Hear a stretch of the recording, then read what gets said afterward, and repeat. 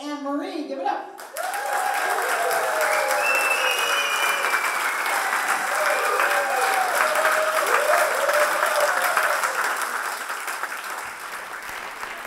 Okay, so let's see if I see some new faces. Yeah, I didn't see you before. Where are you from? I'm from Brazil. Brazil, very nice. And I've seen you before, but I don't know, I'm not sure where you're from. Denmark? Denmark. Well, this is a common question when you travel a lot and you meet new people. And it happened to me too. 2 years ago, I was sitting in a pub in Dublin, and I was approached by a toothless alcoholic guy. I know that's not very difficult in Ireland.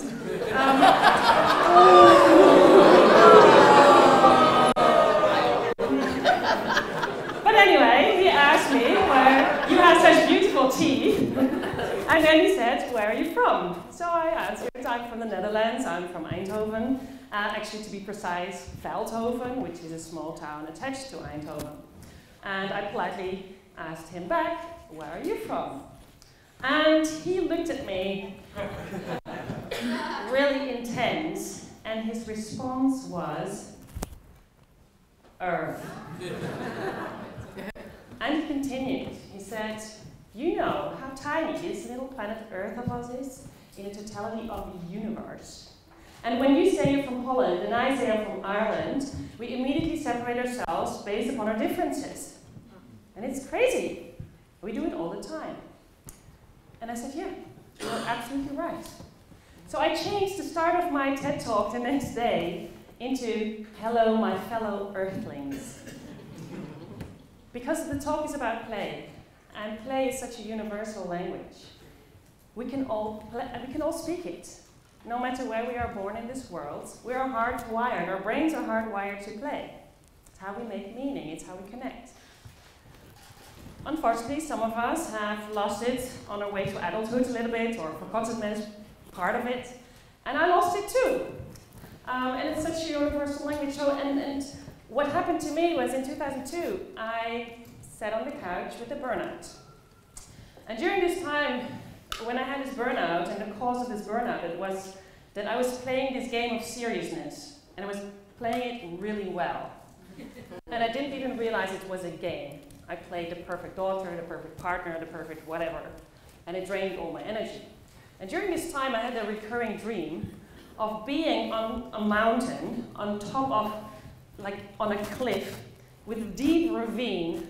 In front of me, this rope bridge, the kind of scary-looking rope bridges that collapse when the hero passes. And in the far distance, on the other side of the ravine, there was another mountain. And I could see a little girl standing on the other side. And I immediately realized when I woke up, I was both. I was this little girl on the other side, and I was the adult on this side. And the little girl was too small to cross. I was too fucking scared. Can you imagine being apart like that? So, sometime later, I attended this course, and there was one exercise, and the facilitator said, okay, pair up in groups of 4, and you have exactly 1 hour, and you can tell or ask the other 3 people whatever you want for 1 hour, and they have to do it. And immediately I thought, I want to play my dream. I want to cross my bridge. And I did. So I picked a young-looking girl. She could play little me, and I picked a very warm, motherly type to give me confidence and love. And I picked a guy that could massage my feet so I could ground a little bit. And I crossed my bridge. And when I crossed my bridge, I came to the little girl that was playing with some candies on the floor. And she just glanced at me for a second and returned to her play. And I was puzzled, like, I crossed my bridge. Now what? So I stood there just a second, and I didn't know what to do, so I just sat down next to her. And we both started playing with the candies on the floor. And then it was when it happened. The connection, I could feel it, and she could feel it. And we looked at each other, we could hug each other, And what happened next was incredible.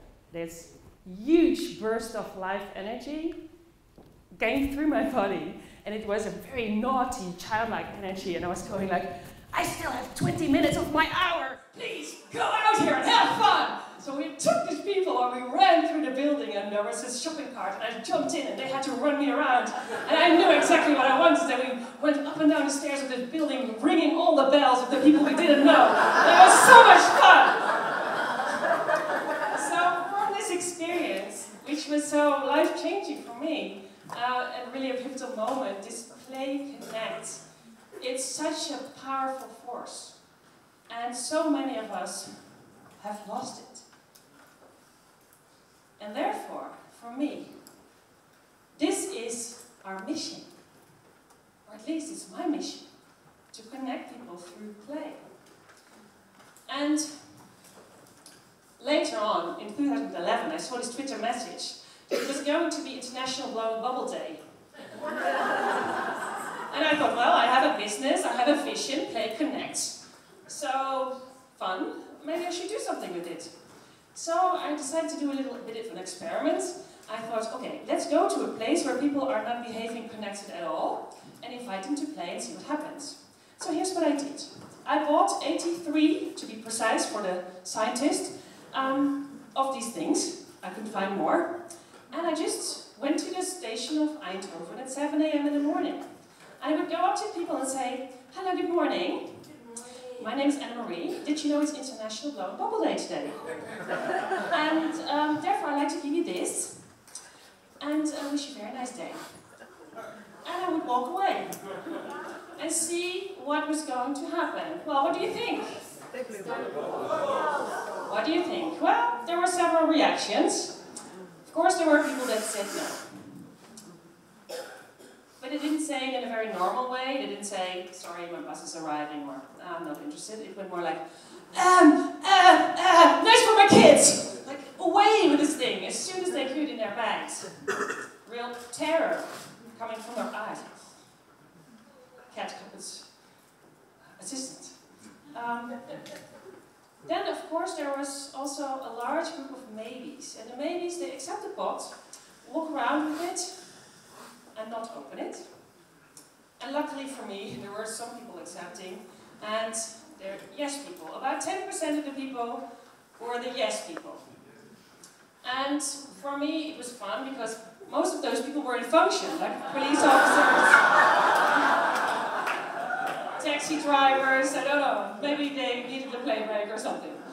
So, and what happens with the yes people, and we have lots of yes people here, they generate a lot of energy, not only between themselves, like we feel in the room, but they are also able to attract the attention of the maybes, because the maybes are on the fence, like this girl, the blonde one, at the end, still in doubt.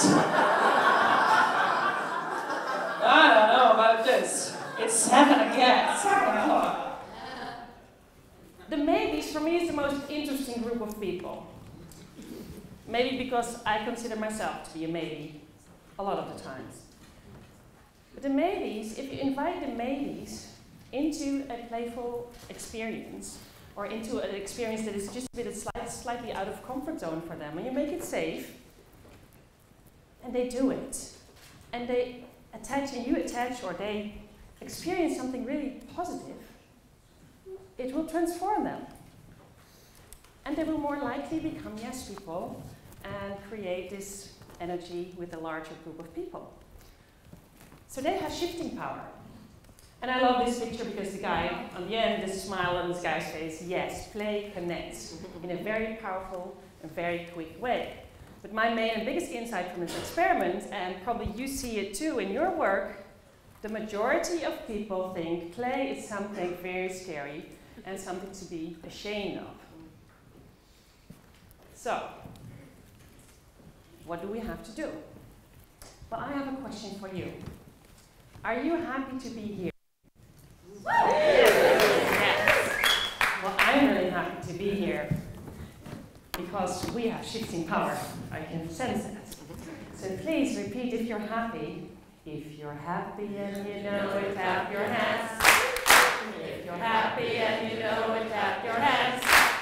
If you're happy and you know it, and you like to show it. If you're happy. Stop!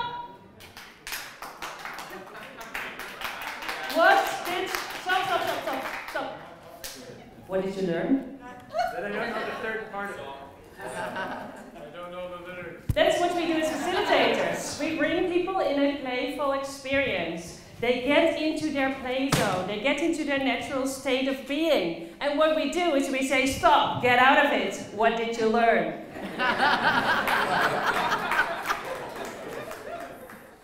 I think we should rethink debrief.